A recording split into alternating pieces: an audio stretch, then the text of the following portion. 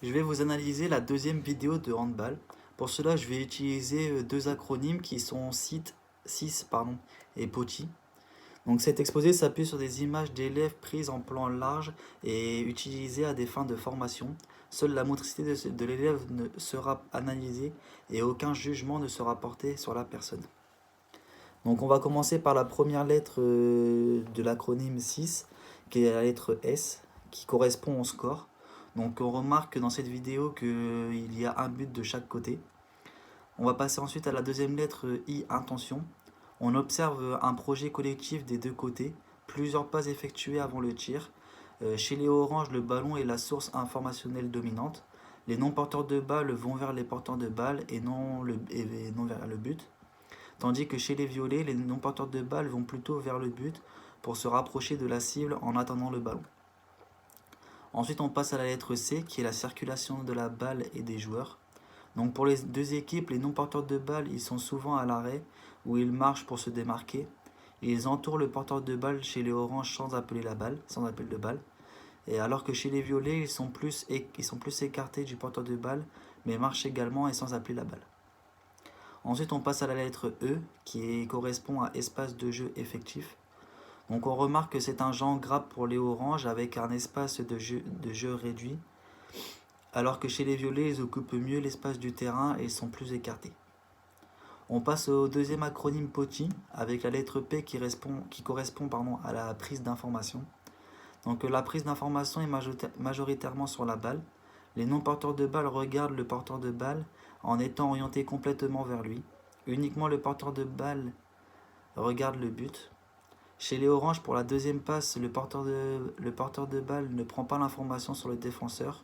Et chez les violets, les passes sont effectuées à des coéquipiers libres, qui sont démarqués, qui n'ont pas de défenseur sur eux.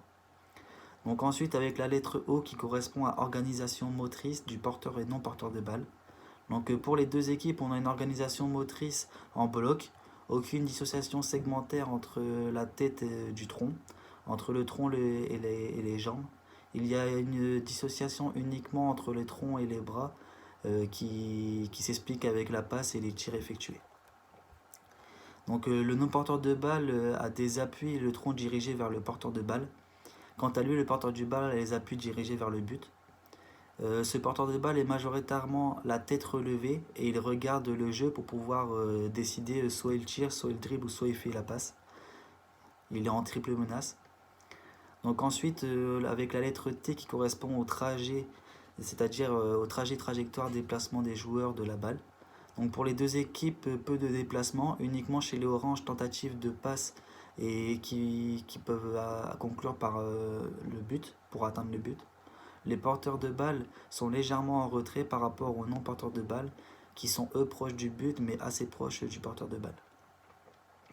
Pour la trajectoire de la balle, les oranges font des passes en diagonale devant et une passe vers l'avant pour les violets et une passe vers l'avant. Pour les violets, il y a deux passes latérales et une en diagonale qui est légèrement vers l'avant. Donc ensuite on passe à l'intention avec la lettre I. Donc pour les deux équipes, les porteurs de balle attendent pour faire une passe. Ils attendent que les non-porteurs de balle soient démarqués ou seuls. Donc chez les oranges, un joueur a essayé de se démarquer une fois et les autres étaient à l'arrêt ou en train de marcher en attendant la balle. Chez les violets, ils marchent tous ou sont tous également à l'arrêt, mais personne n'a tenté de prendre une course pour se démarquer. Donc pour la défense, les violets se rapprochent du porteur du ballon sans forcément défendre la cible, contrairement aux oranges. Et pour finir, on va passer la lettre E qui correspond à l'effectif de jeu, à l'espace de jeu effectif. Donc pour les oranges, le porteur de balle et les non-porteurs de balle sont dans la même couloir de jeu. Donc les non-porteurs de balle restent dans l'alignement du porteur de balle et du défenseur. Donc le non-porteur du balle reste derrière la défense. L'équipe violette occupe un espace plus large. Ils ne sont pas tous dans le même couloir de jeu, mais les non-porteurs de balle restent derrière la défense également.